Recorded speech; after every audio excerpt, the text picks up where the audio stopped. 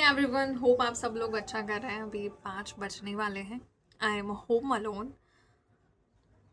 मैंने अभी question bank को देखा मतलब उसमें से जो भी इंपॉर्टेंट क्वेश्चन थे उसको मैंने एक यूनिट के लिखे। फिर प्रीवियस ईयर क्वेश्चन में जाकर मैंने देखा कि कौन कौन से आईएमपी क्वेश्चन है और मैंने कुछ क्वेश्चंस को निकाल लिया है।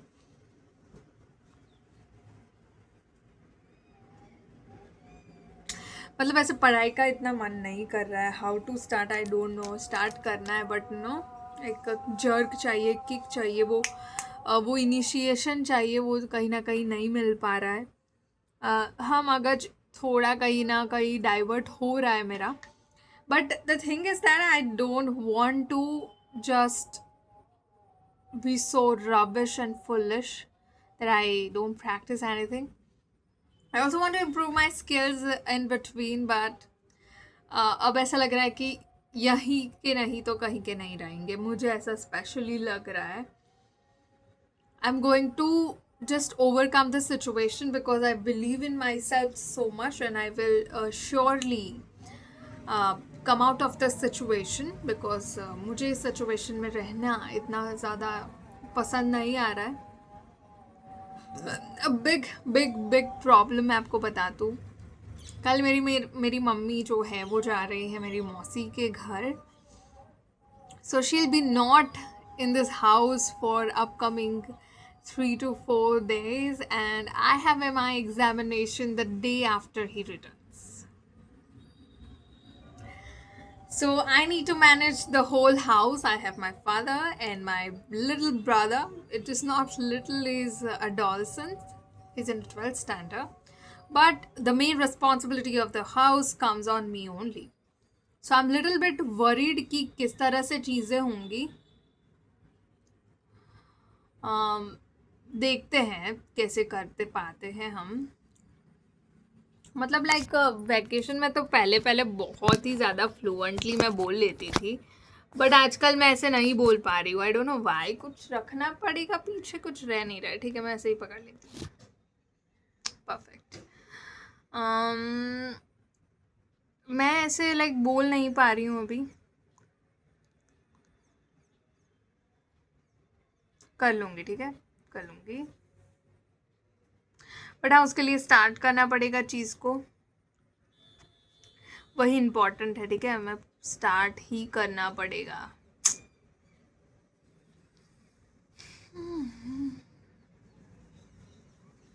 मैंने सोचा था कि मैं जर्नलिंग करूं। मैंने सोचा है, बस मैंने शुरू नहीं किया। वैसे तो बड़ा चिल मूड है, मुझे शॉर्ट्स देखना बड़ा मज़ा आ रहा है। अभी मैंने लंच किया तो एक काम करती हूँ, 5 मिनट, या 5 मिनट इज़ इनफ। ठीक है, 5 मिनट कुछ इंटरेस्टिंग सा देख लेती हूँ, फिर पढ़ाई शुरू कर देती हूँ। अच्छा, मैं आपको टॉपिक भी बता देती हूँ कि कौन सा टॉपिक मैं पढ़ने वाली हूँ। जो जो टॉपिक है जो मैं पढ़ने वाली हूँ वो होगा,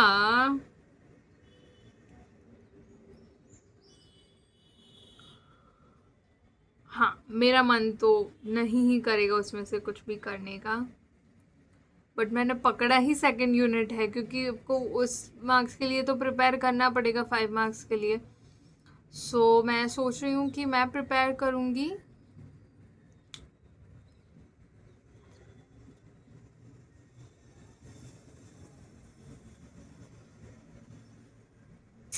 यस, फिनॉल वाटर सिस्टम और जो वो phase diagram, phenol water system और फेज डायग्राम से मैं शुरुआत करूँगी। उससे पहले मैं अभी जेमिनाई से बात करने वाली हूँ।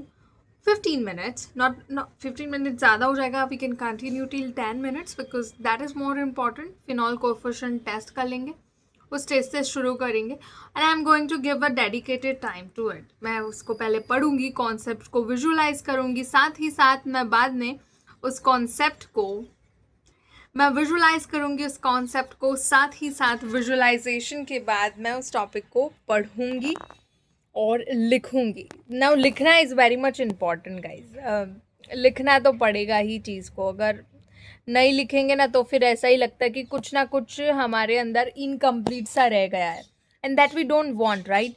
सो I am going to write down everything which I learn.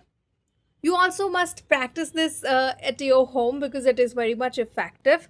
और कहीं ना कहीं आपको लग रहा होगा मेरा फेस और फैटी बन गया है क्योंकि मैंने बहुत दिनों से एक्सरसाइज नहीं करी है. अभी जाके आज जाके करी थी मैंने. तो कंसिस्टेंसी रखनी पड़ेगी. और डिसाइड भी मैंने ये किया था कि मैं जो अपनी बॉडी होंगी उसका वेट लॉस मैं कर दूंगी. कहीं ना कहीं वो भी नहीं हो पाया है. I am so much worried कि किस तरह से सारी चीज़ें होने वाली है.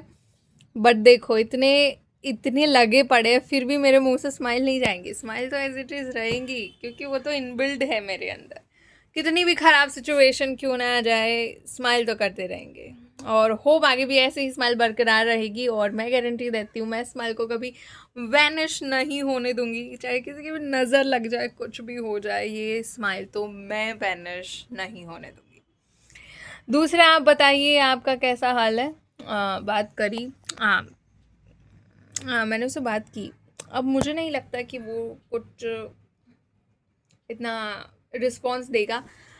फिर मुझे लगता है कि ठीक है बात हो भी तो भी अच्छा ना हो तो भी अच्छा. क्योंकि उसे लगता था कि वो मेरी एज से बराबर का है बट वो नहीं है. मेंशन कर दिया शायद. सो हॉस्पिटलाइज्ड है उसकी दादी यार. उसने बताया my dadi is hospitalize so I can not share things with you. मैंने कहा ठीक है कोई बात नहीं. अब हॉस्पिटलाइज है.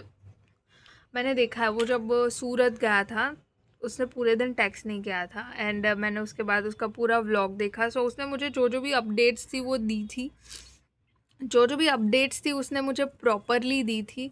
But the thing is that मुझे लगता था कि ही सो रूड. एक रिप्लाई नहीं कर रहा है. बट दादी हॉस्पिटलाइज्ड है इस बार तो मैं फोर्स नहीं करूँगी और मैं इनिशिएट भी नहीं करूँगी कॉन्वर्सेशन फॉर श्योर. और मैं करती भी नहीं हूँ. कल रात को पता नहीं वैसे लगा कि वो दूर जा रहा है तो बस मैंने बहुत भर भर के तारीफ़ कर दी. थोड़ी बहुत शिट थोड़ी बहुत ऐसे भर भर के तारीफ़ कर दी. अब देखते क्या होता है.